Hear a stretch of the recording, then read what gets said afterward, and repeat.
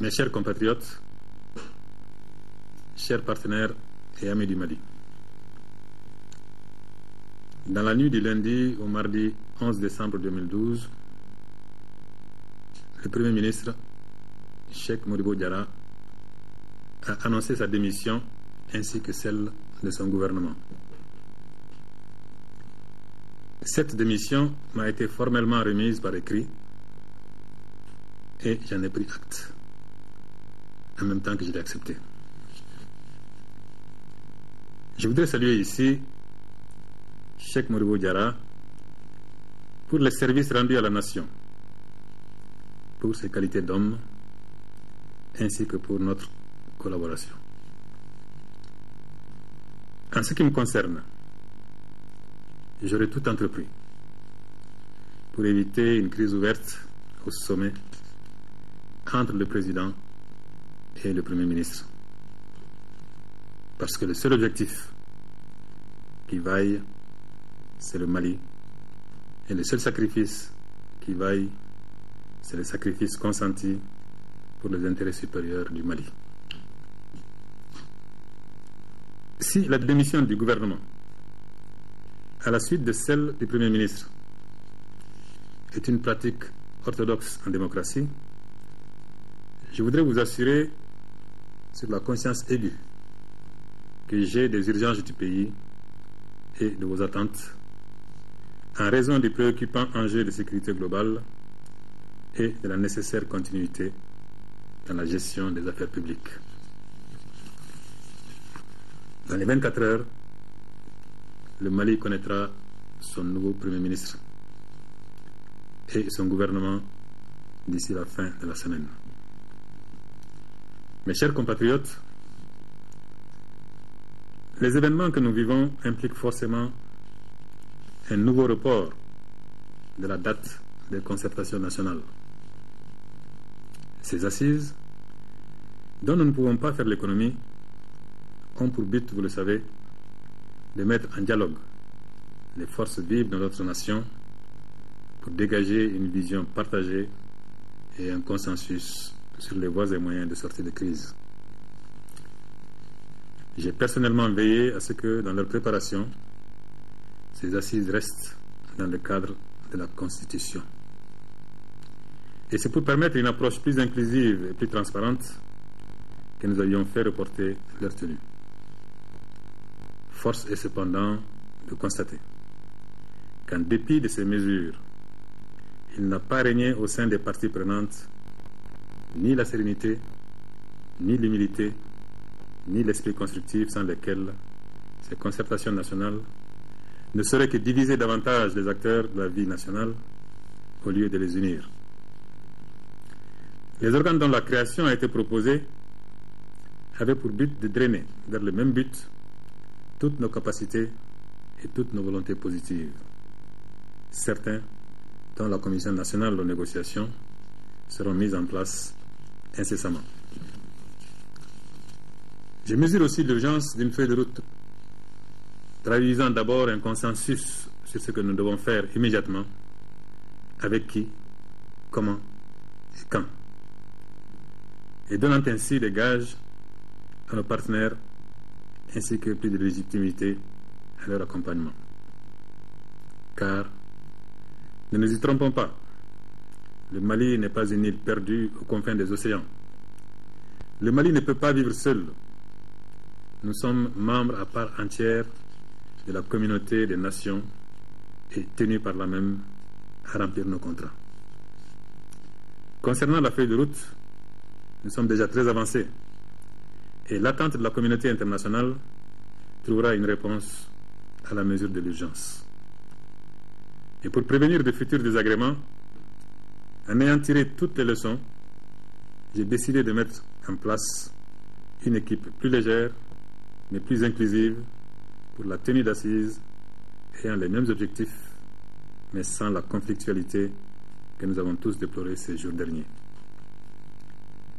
Chers partenaires et amis du Mali, je voudrais réaffirmer ici la pleine conscience des Maliennes et des Maliens de leur situation particulière et de leur responsabilité envers les autres peuples du monde et réitérer les requêtes que nous avons envoyées à la CEDEAO, à l'Union africaine, à l'Union européenne et aux Nations unies, de même que celles spécifiques envoyées à la France et aux États-Unis d'Amérique.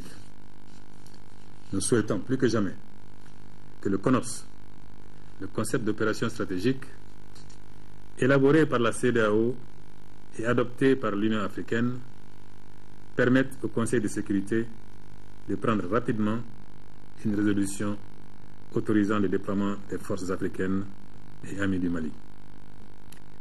Je voudrais également réaffirmer notre ouverture au dialogue avec tous ceux qui, préalablement, renoncent à toute idée d'indépendance et d'autodétermination et à toute velléité d'atteinte à la laïcité de notre République.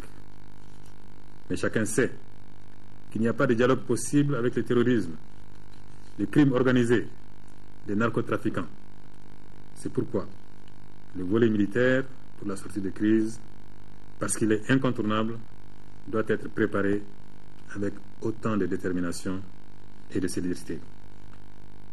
Mes chers compatriotes, nous devons nous préoccuper de l'image que nous renvoyons aux autres. Nous sommes un pays en crise, certes. Je suis le président d'un pays en crise, certes. Vous êtes les citoyens d'un pays en crise, certes. Et de surcroît une crise multiforme et lourde de périls. Mais le Mali éternel doit demeurer. Parce que le sursaut est non seulement possible, mais impératif de notre part à tous et à toutes, le peuple et chacun des citoyens, l'armée et chaque soldat, les hommes, les femmes, les jeunes et les vieux. Si nous ne constituons pas dès aujourd'hui la chaîne sacrée de l'entente et de la cohésion, nous resterons seuls face à notre tragédie. Je voudrais vous rappeler ici ce que j'avais déclaré le 29 juillet dernier, et je cite: mes chers compatriotes, il y a un temps pour tout. Il y a un temps pour la politique politicienne, un temps pour les ambitions personnelles, pour les intérêts individuels et corporatistes, un temps pour les querelles partisanes. Mais aujourd'hui, c'est le temps de la mobilisation de toutes et de tous pour sauver notre pays en danger. C'est le temps du dépassement et de l'oubli de soi. Il s'agit de faire du Mali notre seule priorité. Il s'agit de ne plus perdre de temps dans des polémiques stériles. Il s'agit de focaliser sur l'essentiel, c'est-à-dire notre intégrité territoriale et notre démocratie. C'est que notre attachement à notre pays, à notre intégrité territoriale, à l'unité de la nation, nous commande aujourd'hui. Ce que les populations du Nord, nos compatriotes qui souffrent le martyre, ce que nos centaines de milliers de réfugiés et de déplacés nous demandent aujourd'hui, c'est d'être unis et solidaires devant l'adversité. Fin de citation. Alors, unissons-nous pour sauver notre patrie, unissons-nous pour préserver notre démocratie. Unissons-nous aussi derrière notre armée, qui, malgré les difficultés du moment et les hoquets de l'histoire, s'est résolument engagé à accompagner loyalement le pouvoir civil de transition dans l'accomplissement de sa mission. Mes chers compatriotes, je suis l'un de vous. Je suis parmi vous, à votre écoute et attentif à toute solution pour le Mali. Je n'ai pas la prétention d'être le berger et vous un troupeau. Ma foi en ce pays est inébranlable, car je sais que la patrie prévaudra et qu'entre nous, à tous les niveaux, dans toutes les couches, il y a toujours davantage de compassion pour cette terre meurtrie et plus de passion pour un Mali prévisible et apaisé.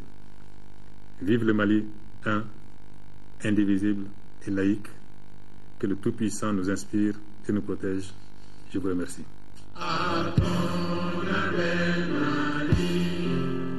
Pour ta prospérité, fidèle à ton destin, nous serons tous réunis.